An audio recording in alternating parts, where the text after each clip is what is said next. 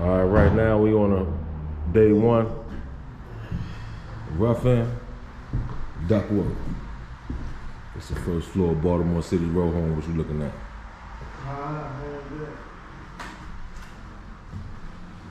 Take you to the upstairs.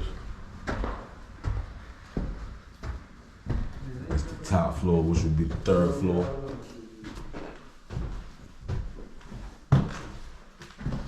That's the back room right here. 2 windows. Yeah. One closet. As you can see right there, the roof is leaking.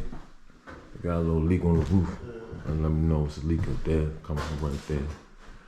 This right here used to be the bathroom right there. This right here, the second room.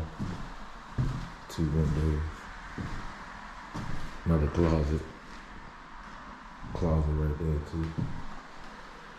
This right here is front. As you can see, it's no roof out there. They took that off. Yeah. There you go right there. See the wires. The power is turned off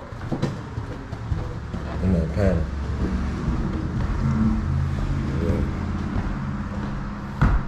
Yeah, as you can see, regular Baltimore City row home. We're gonna go in the basement now. We need that light to shine bright. A little tight in this basement going down. It's kind of messed up down here. We're gonna show you what it looks like in the Baltimore City row home basement. See how the steps are all messed up. Remember, safety first always. All right, see how they got it. Made a little trench line, they gutted all this out. But yeah, as you can see, this is the basement. I dig all the rocks up trying to build that trench. And yeah, old oil tank. You see the trench over here. All these rocks and everything, they built a trench right down there. Here's it. You see it.